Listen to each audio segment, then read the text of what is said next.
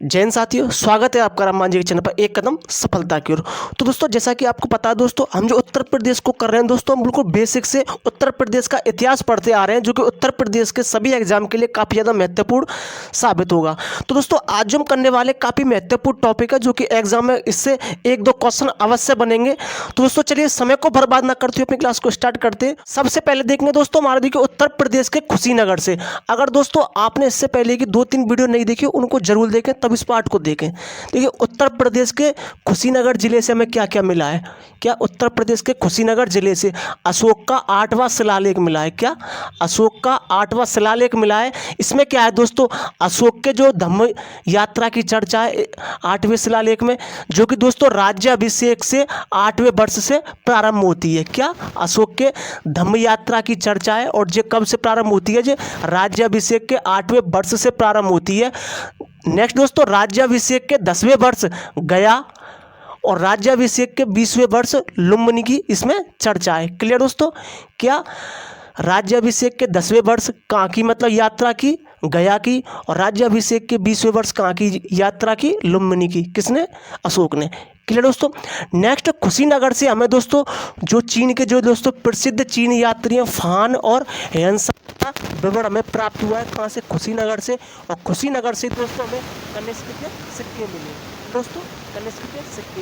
इनके बारे में दोस्तों हमको इतना ही पढ़ना है यूपी के लिहाज से। अगर हिस्ट्री में इनको हम पढ़ेंगे पूरे डिटेल से। क्लियर दोस्तों। नेक्स्ट दोस्तों, अयोध्या अभिलेख में हमें देखो क्या क्या मिला है। अयोध्या से जो अभिलेख मिला, हमने क्या बताया, अयोध्या अभिलेख के बारे में हमने बताया। अयोध्या का प्राचीन नाम क्या, अया जसा। क्या है, अया जसा, इसका प्राचीन नाम है। अब देखिए हमें इससे क्या क्या मिलता है दोस्तों। अयोध्या अभिलेख से हमें पुष्यमित्र शुंग की जानकारी मिलती है। क्या, पुष्यमित्र शुंग की जानकारी मिलती है। पुष्यमित्र शुंग कौन था, शुंग वंश का संस्थापक था। क्या, शुंग वंश का संस्थापक था पुष्यमित्र शुंग। क्लियर दोस्तों।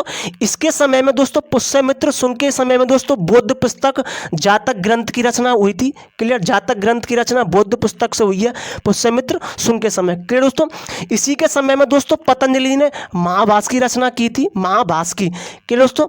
इसी के समय दोस्तों पणि ने अष्टधाई यानी कि व्याकरण ग्रंथ की रचना की थी। किसने, पणि ने। क्लियर, पुष्यमित्र शुंग के समय में। इसी के समय में दोस्तों मनु ने मनुस्मृति की रचना की थी। क्लियर दोस्तों। नेक्स्ट दोस्तों, पतंजलि के नेतृत्व में दोस्तों पुष्यमित्र शुंग ने दोस्तों अयोध्या में 2 अश्वमेध यज्ञ करवाए थे। क्या, अश्वमेध यज्ञ करवाए थे। ये काफी मोस्ट फैक्ट है, इसको याद कर लेना, पूछा जाता है। क्लियर, कि दोस्तों अयोध्या में 2 अश्वमेध यज्ञ कराने वाला कौन सा शासक था, पुष्यमित्र शुंग था। क्लियर, पतंजलि के नेतृत्व में कराए थे। क्लियर दोस्तों।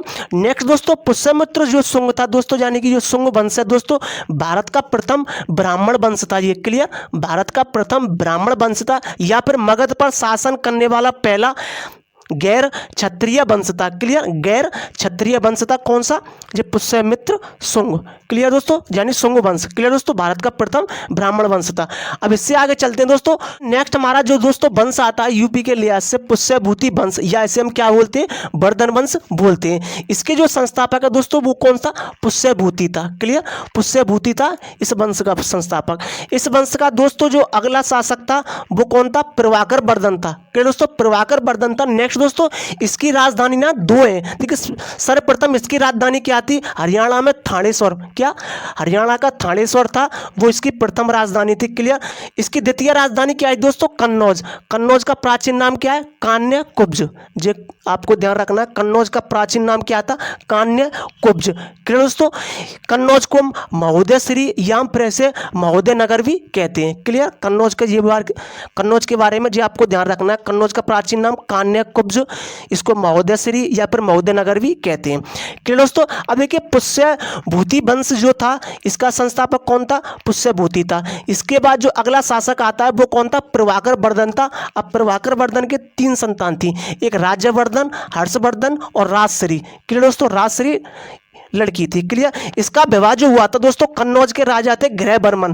कौन, कन्नौज के राजा कौन थे, गृह बर्मन से राजश्री का विवाह हुआ था। लेकिन दोस्तों हुआ क्या था, गृह बर्मन की हत्या कर दी थी किसने, मालवा का शासक था देवगुप्त। किसने, मालवा का शासक था देवगुप्त, उसने गृह बर्मन की हत्या कर दी। क्लियर। अब दोस्तों इसका बदला लेने के लिए राजवर्धन ने देवगुप्त की हत्या कर दी। किसने, राजवर्धन ने गृहबर्मन की हत्या का बदला लेने के लिए किसकी हत्या कर दी? देवगुप्त की हत्या कर दी।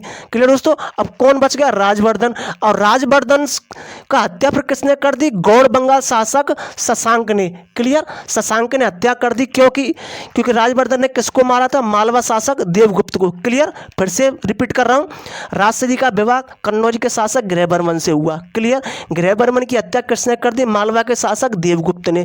देवगुप्त की फिर हत्या किसने कर दी? राजश्री के भाई राजवर्धन ने। क्लियर, और राजवर्धन की हत्या किसने कर दी? गौड़ यानी बंगाल शासक शशांक ने इसकी हत्या कर दी राजवर्धन की। क्लियर दोस्तों। अब अपने भाई का बदला लेने के लिए हर्षवर्धन ने किसकी हत्या कर दी? शशांक की। क्लियर जी, सारी बात समझ में आ चुकी। तो अब बचा कौन? हर्षवर्धन। दोस्तों हर्षवर्धन ने कन्नौज को राजधानी बनाया था। क्लियर, हर्षवर्धन ने कन्नौज को द्वितीय राजधानी बनाया था, यानी पुष्यभूति वंश की द्वितीय राजधानी कन्नौज थी। क्लियर दोस्तों। हर्षवर्धन जो था दोस्तों साहित्य प्रेमी था और इसने 3 पुस्तक लिखी थी। कितनी? 3 पुस्तक।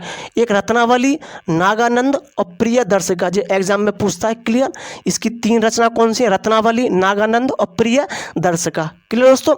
हर्षवर्धन के दरबार में बाणभट्ट कवि रहते थे। क्लियर, पूछता है एग्जाम में कि बताइए बाणभट्ट किसके दरबार में रहते थे? तो हर्षवर्धन के दरबार में रहते थे। इनकी 2 रचना काफ़ी फेमस है, हर्षचरित्र और कादम्बरी। क्लियर, ये भी पूछता है कि बाणभट्ट की 2 रचना कौन सी है? हर्षचरित्र और कादम्बरी, ये बाणभट्ट की रचना। क्लियर दोस्तों। हर्षवर्धन को शैलादित्य भी कहते हैं। क्लियर, क्या शैलादित्य भी कहते हैं। और दोस्तों इसके समय में जो मथुरा नगरी थी वो सूती वस्त्र का प्रमुख केंद्र था। क्लियर, सूती वस्त्र का प्रमुख केंद्र कौन था? मथुरा नगरी थी हर्षवर्धन के समय में। इसके बारे में हमको इतना ही पढ़ना है यूपी की दृष्टि से, संपूर्ण चर्चा हम इसके हिस्ट्री में चर्चा करेंगे। क्यों दोस्तों? तो दोस्तों आज के सेशन में हम इतना ही रखते हैं। नेक्स्ट जो चर्चा करेंगे हम आगे चर्चा करेंगे, थोड़ी सी इसके बारे में और चर्चा करेंगे। नेक्स्ट वीडियो में हर्षवर्धन के बारे में चर्चा करेंगे और थोड़ी बहुत कनिष्क के बारे में भी चर्चा करेंगे। क्लियर दोस्तों, आई होप आपको ये क्लास काफ़ी ज़्यादा अच्छी लगे। तो दोस्तों मिलते हैं हम नई वीडियो में नेक्स्ट नए टॉपिक के साथ। जय हिंद।